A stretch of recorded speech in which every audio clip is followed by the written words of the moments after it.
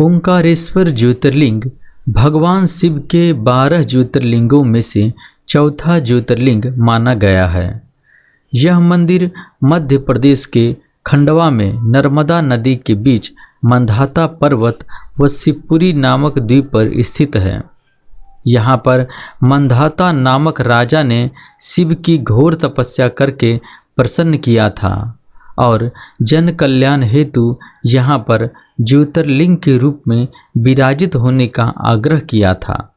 इन्हीं के नाम पर इनका नाम मंधाता पर्वत रखा गया है। ओंकारेश्वर ज्योतिर्लिंग 2 रूपों में विभक्त है, जिसमें ओंकारेश्वर और ममलेश्वर शामिल है। शिव पुराण में ओंकारेश्वर ज्योतिर्लिंग को परमेश्वर लिंग भी कहा जाता है। यहाँ भगवान शिव के ज्योतिर्लिंग स्वरूप की पूजा की जाती है।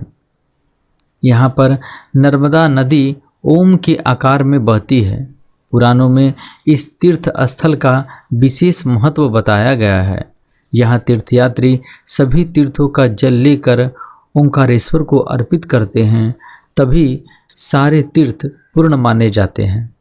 इस मंदिर में शिव भक्त कुबेर ने भगवान की तपस्या करके शिवलिंग की स्थापना की थी। भगवान शिव ने कुबेर को देवताओं का धनपति बनाया था और कुबेर को स्नान करने के लिए शिव जी ने अपनी जटा से कावेरी नदी उत्पन्न की थी।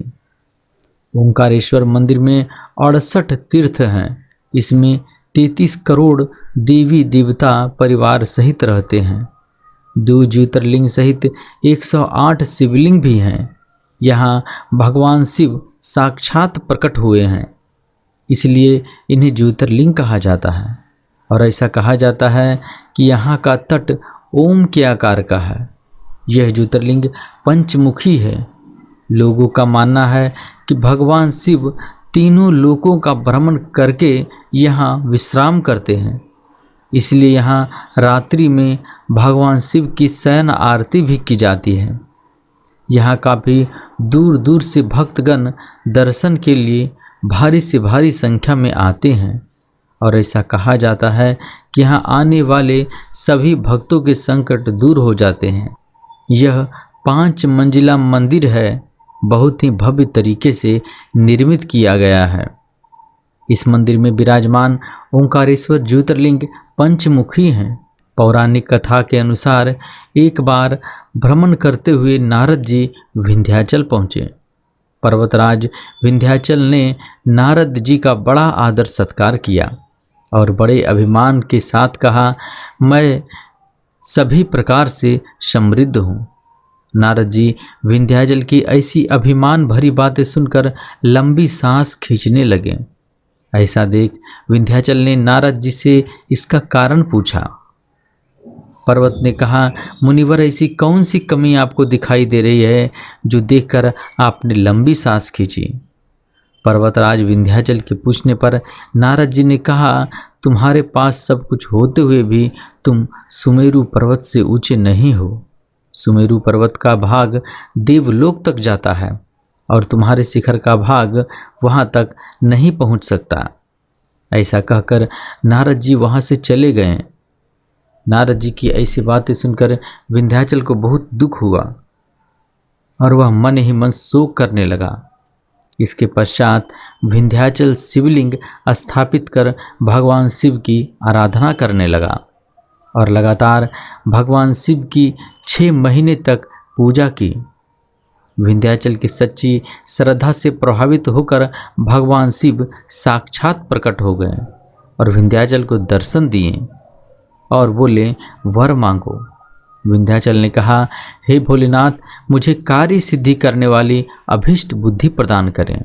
भगवान शिव ने विंध्य को उत्तम वर दिया। उसी समय देवगण और कुछ ऋषिगण भी वहां आ गए। उन्होंने भगवान शंकर की विधिवत पूजा की और स्तुति के बाद भगवान शिव से अनुरोध किया कि वह उसी स्थान पर विराजमान हो जाएं।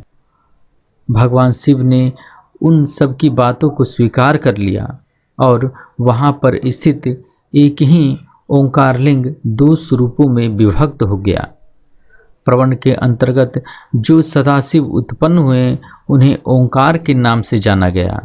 इसके अलावा पार्थिव मूर्ति में जो ज्योति प्रतिष्ठित हुई उसे परमेश्वर लिंग के नाम से जाना गया। आपको बता दें कि परमेश्वर लिंग को ममलेश्वर लिंग भी कहा जाता है।